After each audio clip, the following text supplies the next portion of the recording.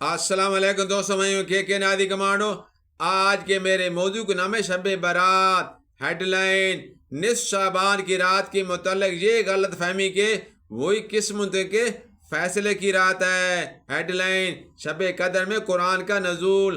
ترجمہ: اعوذ باللہ من الشیطان الرجیم، بسم اللہ الرحمن الرحیم۔ حامیم۔ قسم اس کتاب مبین کی کہ ہم نے اسے ایک خیر و برکت والی رات میں نازل کیا ہے، کیونکہ ہم لوگوں کو متنبع کرنے کا ارادہ رکھتے تھے۔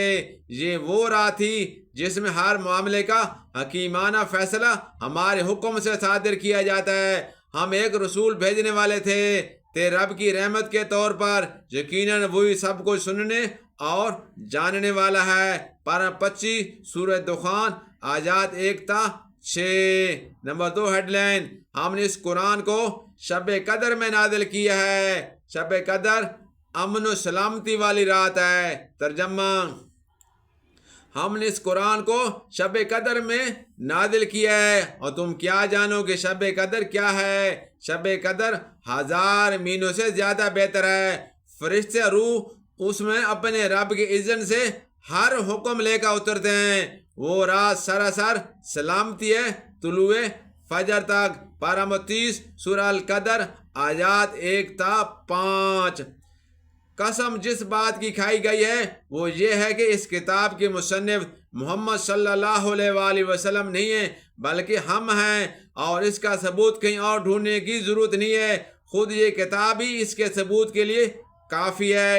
اس کے بعد مزید بات یہ فرمائی گئی کہ وہ بڑی خیر و برکت والی رات تھی جس میں اسے نازل کیا گیا ہے، یعنی نادان لوگ جنہیں اپنی بھلائی برائی کا شعور نہیں ہے، وہ اس کتاب کی آمد کو اپنے لیے ناگہانی سمجھ رہے ہیں اور اس سے پیچھا چھڑانے کی فکر میں غلطی و پیچاں ہیں، لیکن در حقیقت ان کے لیے اور ان تمام نوع انسانی کے لیے وہ ساتھ بڑی ہی صحیح تھی۔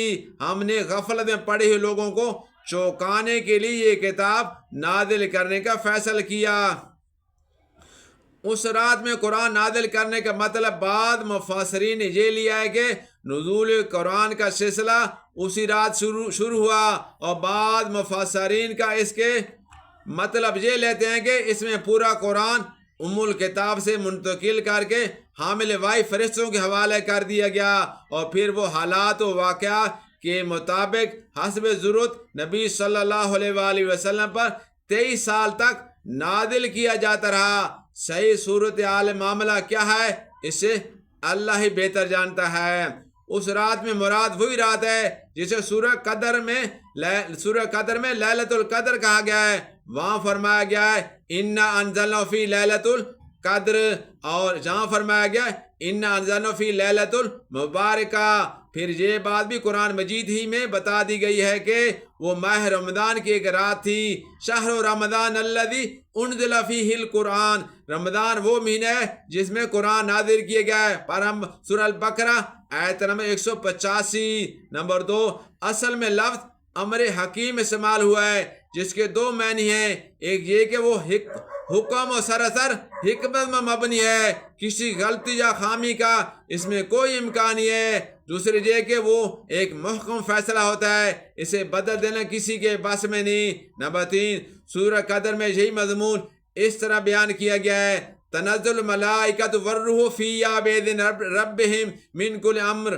اس رات ملائکہ و جبریل علیہ السلام اب رب کے اذن سے ہر طرح کا حکم لے کر اترتے ہیں۔ اس سے معلوم ہوا کہ اللہ تعالیٰ کے شاہی نظم و نسق میں یہ ایک ایسی رات ہے جس میں وہ افراد و قوموں اور ملکوں کے قسمتوں کے فیصلے کر کے اپنے فرشتوں کے حوالے کر دیتا ہے، اور پھر وہ انہی فیصلوں کے مطابق عمل درآمد کرتے رہتے ہیں۔ بعض مفسرین کو، جن میں حضرت اکرمہ سب سے زیادہ نمایاں ہیں، یہ شبہ لاحق ہوا ہے کہ یہ نصف شعبان کی رات ہے، کیونکہ بعض احادیث میں اسی رات کے متعلق یہ بات منقول ہوئی ہے کہ اس میں قسمتوں کے فیصلے کیے جاتے ہیں۔ لیکن ابن عباس رضی اللہ عنہ، ابن عمر، مجاہد، قتادہ، حسن بصری، سعید بن جبیر، ابو ابن ابو مالک، ضحاک اور دوسرے بہت سے مفسرین اس بات پر متفق ہیں کہ یہ رمضان کی وہی رات ہے جسے لیلۃ القدر کہا گیا ہے۔ اس لیے قرآن مجید خود اس کی تصریح کر رہا ہے کہ اور جہاں تک قرآن کی صراحت موجود ہو وہاں اخبار و احاد کی بنا پر کوئی رائے نہیں قائم کی جا سکتی۔ ابن کثیر کہتے ہیں کہ عثمان بن محمد جو روایت امام زہری سے شعبان تک قسمتوں کے فیصلے ہونے کے متعلق نقل کی گئی ہے، وہ ایک مرسل روایت ہے اور اسی روایت نصوص کے مقابلے میں نہیں لائی جا سکتی۔